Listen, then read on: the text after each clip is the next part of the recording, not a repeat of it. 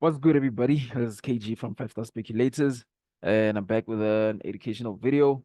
So just gonna be doing understanding liquidity and candlesticks 101. So I'm first gonna start with the liquidity part, and then we're gonna move on to candlesticks, right? And at the end, it will make sense why I'm doing it like that. So let's get into the video. So also, I'm just gonna keep it short, guys. I don't want to have a long video, because I understand you guys are are consuming too much of TikTok, right? So somebody said people these days have like TikTok brains, their attention span is very less. So liquidity. So if you don't know what the liquidity is, you become liquidity, and that's a fact, right? So there's a young risk disclaimer there, right? So you can go through it there. Just grab the disclaimer and then let's move on, right? So table of content, right? So what is liquidity? How do you spot liquidity on your charts?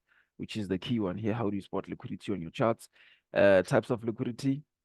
That one we're not really going to touch on it. We'll build on it at a later stage. And then liquidity is equals to reversal. That one also we're going to touch on it later. So we're mainly going to focus on one and two for this one, right? So just a young food for thought here, right? So trading is a zero sum game, right? So for every buyer, there's a seller, and for every seller, there's a buyer, right? So the key thing here is understanding where the buyers are in the form of liquidity and where the sellers are in the form of liquidity on your chart, right? Will help one understand this trading business. I don't know who's this bro here, but shout out to you, my nigga. So, what is liquidity, right? So, in simple terms, liquidity can be defined as an area where orders reside, right? So, when we are talking about orders, we are simply referring to pending orders, buy stops, buy limits, sell stops, sell limits, stop losses. All the pending orders, all the active orders. Though that is the liquidity. It's actually money in the marketplace, right? Where people place money in the marketplace, right? And it's always at common areas, right? So, but then again, there's a different chat because there's an algorithm that delivers price, and these are like specific areas that the algorithm will always go there, right? But we'll expand more on it when we get to what's this? The second part, candlesticks, right? So one important factor every trader should know is that the market seeks liquidity. This one is a very important one. The market seeks liquidity every day, every week, every month. Liquidity is the name of the business, or it's the name of the game, right? Liquidity, liquidity, liquidity, liquidity, right? So let's go further, right? So how do you spot liquidity on your chart, right? So liquidity is found above old highs and below old lows, right? On all time frames, right? So we mainly focus on the previous, we only focus on the liquidity found at previous daily highs and lows, previous weekly highs and lows, previous monthly highs and lows, and lastly, previous session highs and lows, right? So what I'm going to do is this. I'm going to do this, right? So we're just going to go to the chart, right? Go to the chart. So we said, where is liquidity found? Liquidity is found above previous daily highs and lows. That was the first one, right? Previous daily highs and lows, right? So what you need to do is make sure that your chart is on the daily time frame, right? So you need to be on the daily time frame to actually see the previous daily highs and lows, right? I mean, you can go to lower time frames as well, but we can just keep it here, right? So what we're going to do is this, right? PDH meaning previous daily high, and PDL means previous daily lows, right? So previous daily highs, this is where liquidity is, right? So I think we can all see that today we took out liquidity already from yesterday, right? So this this high contains liquidity. That is liquidity. There is liquidity there, right? But once we trade above it, the liquidity is not valid anymore. But which one is the next level of liquidity, which is pending? This is the next level of liquidity. Why? Because this is a liquidity that has not been taken. So you just look left and see which one is a fresh level of liquidity. So once price moves all the way up, takes it out, trades above it, this liquidity is not valid. You look for the next one, which is this one above here, right? And then you can just look to your left. This one is the next one, right? And then again, you can look to your left again. This one is the next one, right? So again, the market seeks liquidity on a daily basis, right? In the form of previous highs and in the form of previous lows, right? So as a day trader, you want to take advantage of this previous daily highs and lows, right? Because you're going to understand that price is drawn towards liquidity, right? So basically, these are your targets. These are your targets. So if you're a day trader and you take a trade and you don't know where your target is, start marking these areas. You're going to see what's gonna start happening when price gets there, or let me rather put it like this: start marking them and then see how price reacts. Right, price will start going towards these areas. Right, that's why we said price seeks liquidity on a daily basis. Right, so if you're on the daily time frame, we're going to be seeking previous daily highs or lows. Right, depending on how is the market structure.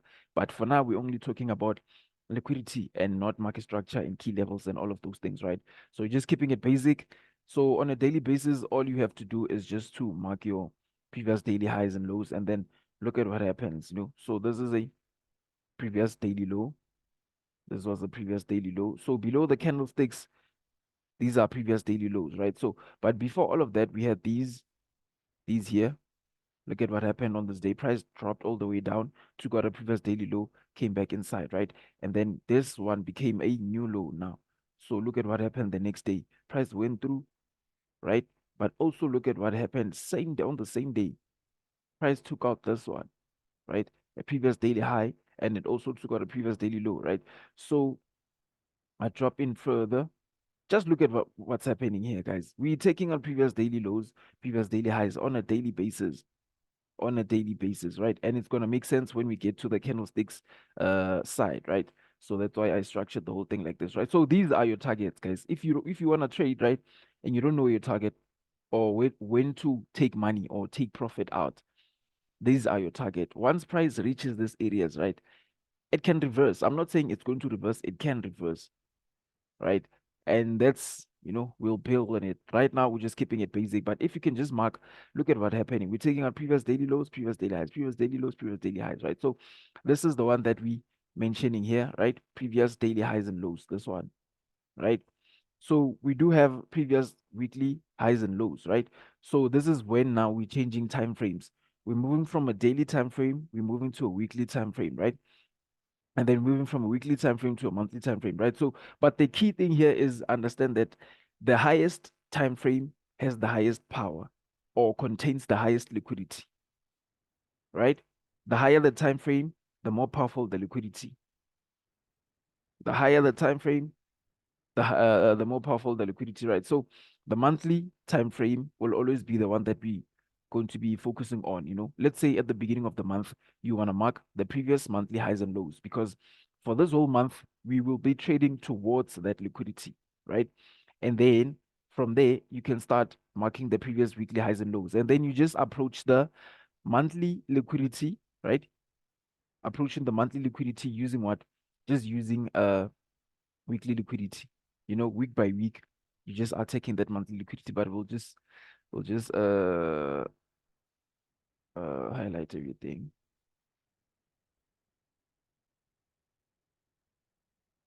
Right. So far I marked what the daily liquidity, right? So liquidity is always going to overlap, guys, always going to overlap. These are the daily, right? But if I switch my time frame to the weekly, look at what we have. Look at what we have. This one is a previous daily low, but it's also a previous weekly low, right? And then here we have a previous weekly low. Here we had a previous weekly low. Down here it's another previous weekly low, right? So long-term wise, you can highlight these ones, right? Highlight these ones, and then for this week, where are we most likely going, right? At the beginning of the week, you can tell, oh, this is the pending liquidity, this is the pending liquidity, this is the pending liquidity. And then now you have what? You have a bias, you have direction for the week. You understand what? We're most likely dropping, taking out this liquidity. But on our way to this weekly liquidity, we're going to be taking what? The daily liquidity, right? So the daily liquidity expands from the weekly, right? It starts on the weekly, but inside of that weekly liquidity, you're always going to find like daily liquidity spots, right? So daily liquidity, if we're comparing the weekly liquidity versus the daily liquidity will be seen as like a low resistance.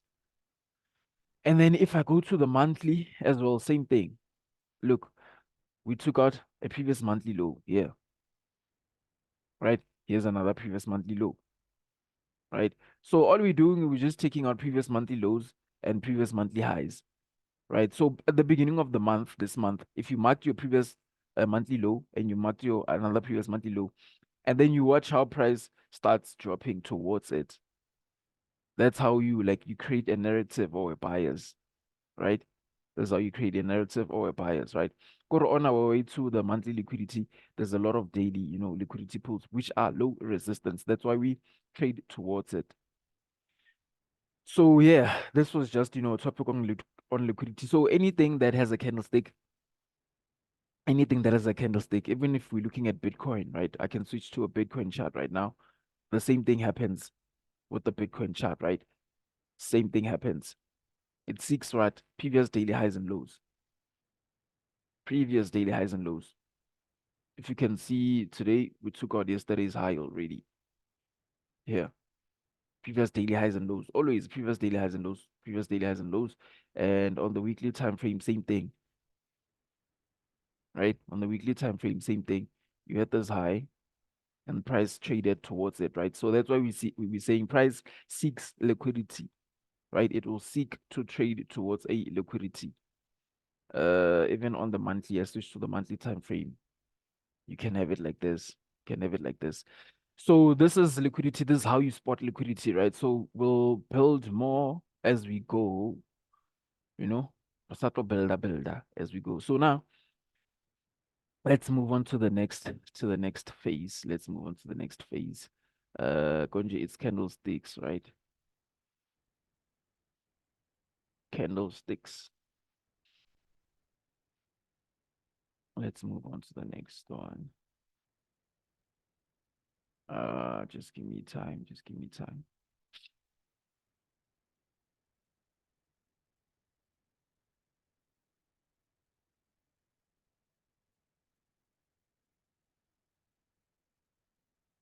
Still loading, still loading. Um, what are we on? Candlesticks, yeah, candlesticks. Yeah, candlesticks 101.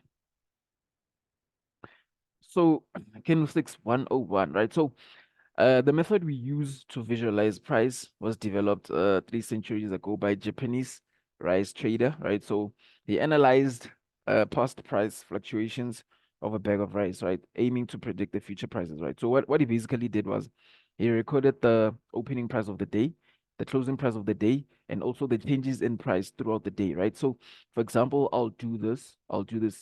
Uh at the beginning of the day, right? What you do is, so let's talk about a bag of rice, right? We're talking about a bag of rice.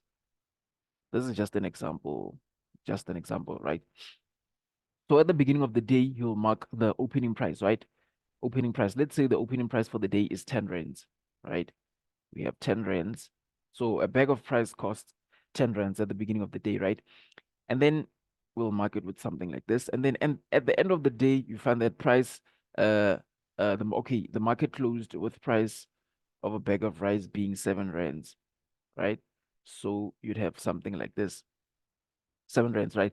But it says here during the day, price also like it changes throughout the day, right? It's not just going from 10 rands and then drops straight to 7 rands, and then that's it. It goes up, yeah, maybe during the day, or let's say the highest price of the day was uh 14, 14 rands, right? And then the lowest price of the day, let's say it was 5 rands. Well, so this is what he did, right?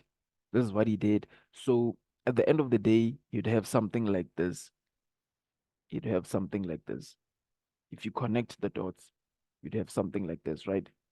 So meaning this was what? This was the opening price, and then this was the closing price, right? But this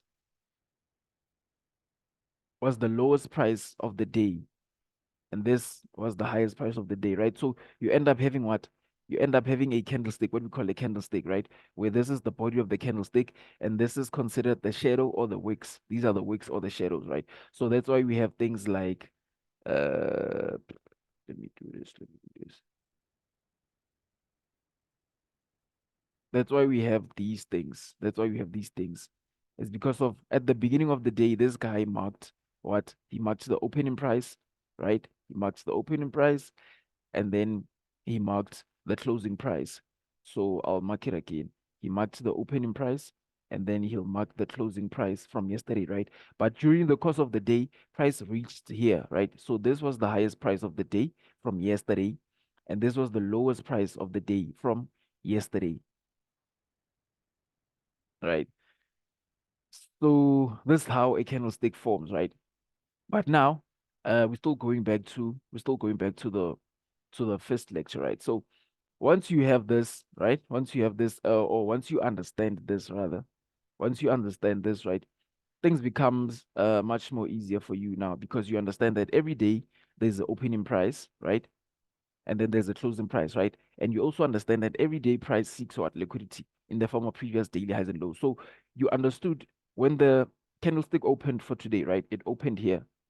It opened here, and then you understood that this is pending liquidity. So price is going to be drawn to either this high or this low.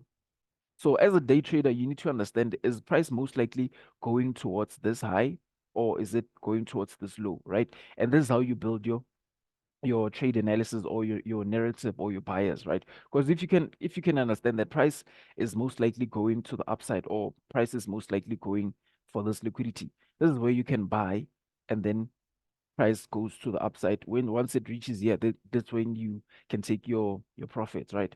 This is how you start building like a narrative, right? So but obviously there's other things that goes into this whole thing, right? Understanding key levels as well. This is a key level, right? So but we're not talking about any of those right now. I'm just trying to, like, give you guys like a basic of how I build my narrative or how I read the chart, right? Because what I'm trying to also do here is like uh share like the market language, right? Because the market also has a language, right? So if you can understand the language, you can interpret these charts better, right? Because you understand, oh, it opens here, it closes here. Why is it going up? Because of this liquidity. Why is it going down? There's liquidity here, right? So these are like the basic things that, as a trader, you need to at least understand these kind of things, right? Because as a day trader, you can take advantage of these moves, right? And if you switch to the weekly time frame, you can also take the same advantage as the daily because the markets are fractal. So I'll go back to the candlesticks. So yeah, this last part, I mean, you can read it on your own, but we can do it. So candlesticks are linked to a time frame, right? So if you select the daily time frame, a single candlestick will take a day to form. And if you select the weekly, the same thing happens, right? So if you on the daily time frame, uh, you'll be viewing it on a daily perspective. If you switch to the weekly, same. If you switch to the monthly, same thing applies, right? So each candlestick has a opening price, high of the candle, low of the candle, and closing price, right? So even if you're looking at the 4 hour time frame, same thing happens with that candlestick. The 4 hour time frame also has a opening and a closing. Even the 1 minute. Let me take it to the lowest time frame, right? Which is the 1 minute time frame, right? So I want you guys to notice something, right? After 1 minute, a new candlestick is going to form. This 7, 6, 5, 4, 3, 2, 1. New candlestick out. A new candlestick is about to pop up. You see, there's a new one now. So let's mark what? The high of the candle and the low of the candle. One of them is going to be taken out. One of them is going to be taken out. The other is going to hit a high or a low. And this is just like uh an example that I'm trying to show you guys, right? So, but understand that candlesticks are fractal, right? So what you're seeing on this 1 minute time frame, meaning a candlestick takes 1 minute to come out. Yeah? After a minute, a new one is out. After a minute, a new one is out, right? But view it from a daily perspective. If it takes the whole day, a whole day for one to form, or it takes the whole day for us to attack this high or this low, that's a daily trade, bro. That's a daily movement. You can take advantage of it. You can take advantage of it. And how do you know if we're going to this high or to this low? He. That's that right here. That right there is a secret sauce. Look, we traded above it. Look what happens, right? So that's why I said above previous highs and lows, there's liquidity. And once we take out liquidity, price can reverse, right? So this is what you do. This is the next level of liquidity. This is the next level of liquidity. And then this is the key level right here, right? Which is a fair value gap.